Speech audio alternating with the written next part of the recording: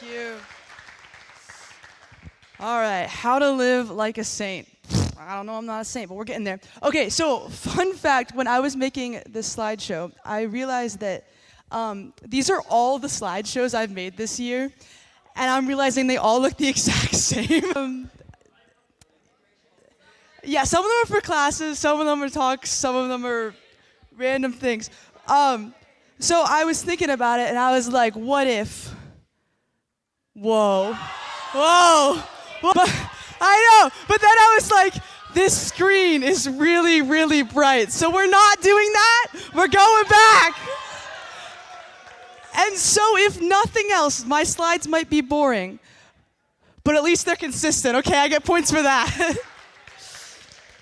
All right, so how to live like a saint. First thing is probably talking about, what is a saint? And according to the USCCB, a saint saints are persons in heaven, officially canonized or not, who lived heroically virtuous lives, offered their lives for others, or martyred for the faith, and are worthy of imitation.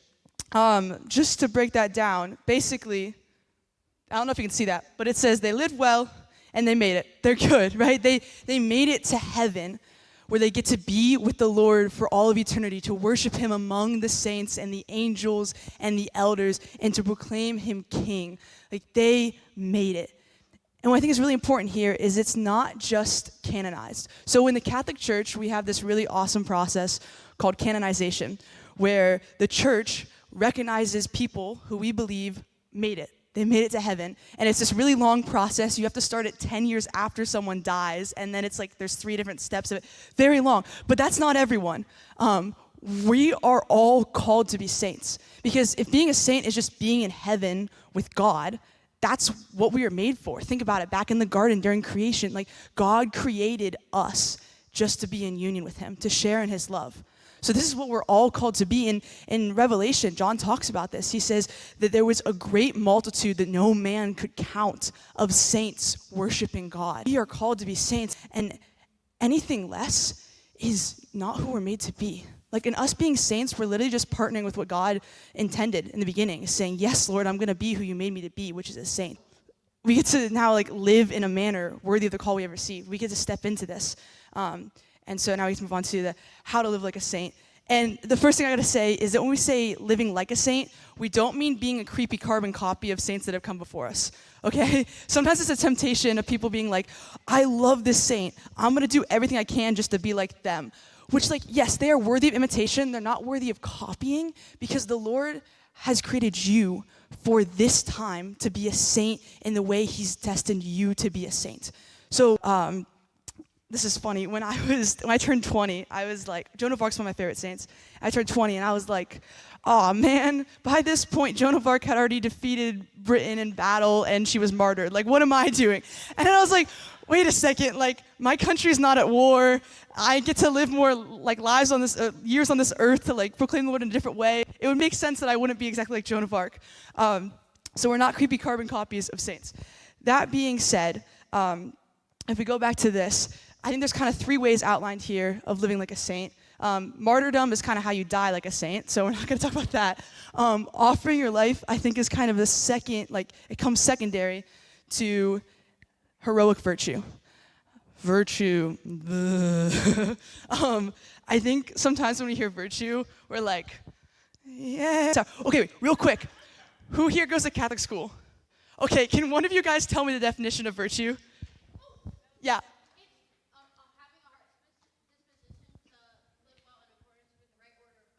Okay, wow, that was different than what I knew. Okay, yeah, give it up for Jackie. I've never been to Catholic school, but somehow I find that every Catholic school kid has the definition of virtue memorized. I don't know, maybe that's not true, but that's just what I've found. Not true?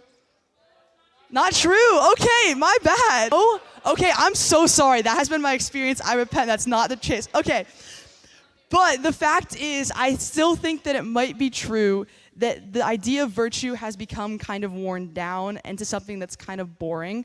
I was reading a book a few months ago, and the author kind of went on this tangent talking about how virtue has become like a worn down coin in our language, that now we think of it as something kind of sour. but that was not its original intention, that it used to mean this vital pursuit of high ideals, like this glorious pursuit of perfection. And I think we've kind of lost that idea of it. When I was praying about this, I was getting this image of like this mountain, and on top is Jesus, perfection, and we're climbing it, but Jesus is this like glowing golden light. And as we're climbing, like scaling this rock, every time we reach up, we reflect more of that light, that we're climbing towards this perfection, that it's this glorious pursuit. And I also think that as we've lost our idea of like what virtue is, we also kind of lost the idea of honor in our culture.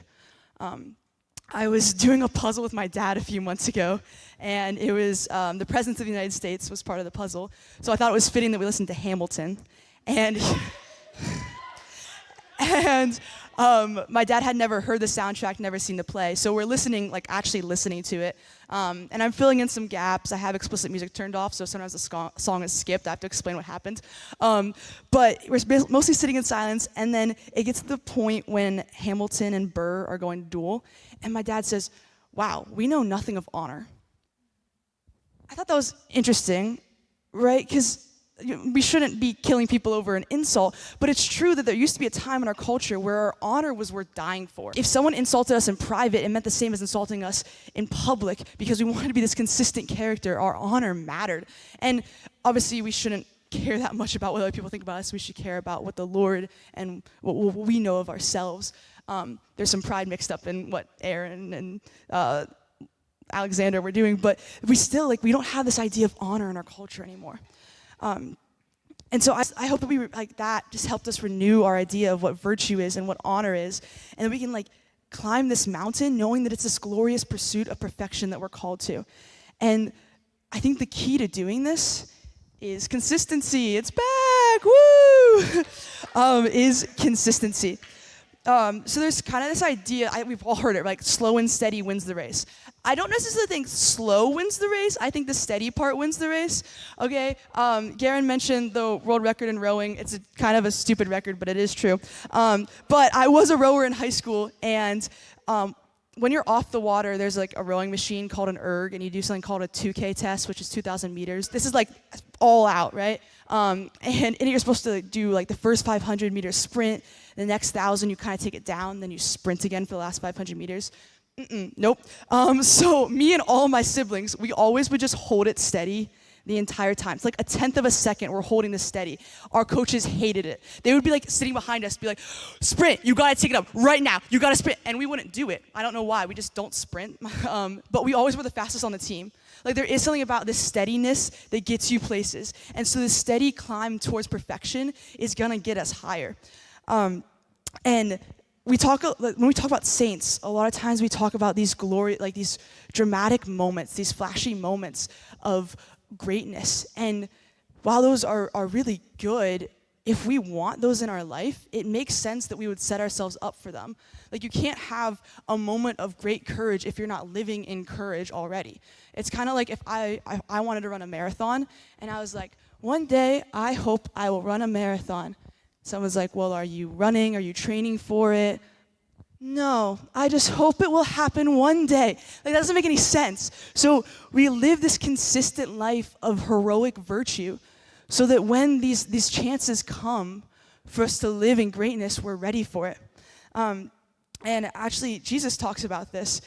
He talks about how he who is faithful with very little will also be faithful with much. That when we show and we live consistently in virtue in the little moments, the Lord will give us these greater moments. And I think there's two reasons for this. First of all, it shows the Lord that we're trustworthy. You wouldn't trust someone with something big if you can't trust them with something small. If you handed me your water bottle and we're like, okay, can you hold on to this for a second? You come back and I'm like, I lost it, I'm so sorry. You wouldn't hand me your phone next time because you're like, this person's not gonna do well with it. So when we live consistently in the small things, the Lord can trust us with bigger things. But also it builds up our skill, kind of like a muscle of these things that come later. And we see this in Peter and David. David was a shepherd of sheep, and then the Lord called him to be the king of Israel, because he says, I see how you pursued and stewarded your sheep. You know how to love a group of sheep, so now you're going to go love a whole nation. And with Peter, he says, you're a fisherman. You know how to pursue fish. And you've done this consistently for years.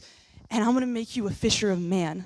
Because I know that you're trustworthy in the small things. You're going to be trustworthy in the big things. And if nothing else, if you're still not sold on consistency, Jesus is consistent. And we're trying to be like him. In Hebrews, it says, Jesus Christ is the same yesterday, today, and tomorrow. I want to be like Jesus. I want to be consistent. And so now just a few little practicals on ways to build consistency. First thing is do things the first time. So I was convicted this a while ago of I want to respond to the Lord's call the first time. Because if I'm called to greatness, he's going to call me into greatness. And I don't want to delay that call. Whether it's someone asking me to do the dishes, I want to do it the first time. Or my alarm. I get up on my first alarm every time. And actually, like, I've seen glory in that. There was a few weeks ago, I woke up in the middle of the night at 3:48 a.m. and I got up because the Lord just like prompted me for something. I was like, I don't know what's happening. I walked in my living room and I was like, there's nothing here. I don't really know what I'm doing. And I go back to my bed. I just get on my knees and I pray for, I don't know, something. I'm like, Lord, whatever you want me to pray for right now, I'm praying for. It was 3:48 a.m. And then 2 days later, I get a text from my mom. She's like, hey, I randomly woke up at 3:48 a.m. today and felt I needed to pray for someone. Are you okay? I was like, yeah, I'm fine. I just had the same thing happen to me 2 nights ago. And I don't know, I still have no idea what the point of that was. But the fact is, like, I got up and I got to share a moment with the Lord in the middle of the night. And I have no idea why, but it was awesome. And I don't know if I would have done that if I hadn't gotten used to just getting up right when I'm asked to, right when my alarm goes off. The second thing is doing things well. In Colossians 3:23, I should have opened this before I started talking. It says, whatever your task, work heartily as serving the Lord and not men, knowing that from the Lord you will receive the inheritance as your reward. No matter what we're doing, no matter how meaningless the task is, we're called to do it well so that when the Lord calls us to do something important, we're already used to doing things well. And whether or not the task that we're doing really matters, like maybe it's a homework assignment that's worth like 1 point, but still, if we like put in all of our effort into it for the sake of honoring the Lord in a future call, our reward will be in heaven. And so this might be, homework or chores. I know when I clean a toilet, I want to hit every spot because I don't want to miss a spot. I don't want to miss a person the Lord has for me in my life. And then number 3, do what you say you will. Make your word consistent. In Matthew 5:37, it says, may your yes mean yes and your no mean no. Anything more is from the evil one. The Lord calls us to do great things, and a lot of times in the moment we say, yes, Lord, and I want to be able to follow through on that. There's the classic saying, it's easier said than done. I want to be able to actually do it. I want my words to mean something so that my yes can mean something when I give it to the Lord, that I get used to following through on hard things. This can look like if we say we're going to show up to hang out with a friend, we're going to show up to do it, and we're going to be on time. Or if you make a promise to someone saying, I'm going to do this thing for you, follow through on it so we can follow through on what the Lord has for us. And then the final little thing here is that, like, sainthood is by the grace of God. I just gave us a lot of things here. But truly, like, sainthood is built through relationship with the Lord. And we can't do this without him. It's relying on his strength and going in relationship with him. But we can step into being called into who we were made to be. We were made for greatness. We truly are made for greatness. And I believe in this room that you guys were made for greatness. And St. Catherine of Siena has this quote. It says, be who you were made to be, and you will set the world on fire. Like, there is power in this room of stepping into a yes with the Lord. So my final just encouragement is just to say yes, mean your yes, the Lord, I want to be great. I want to be with you in heaven, and I want to set the world on fire. Thank you.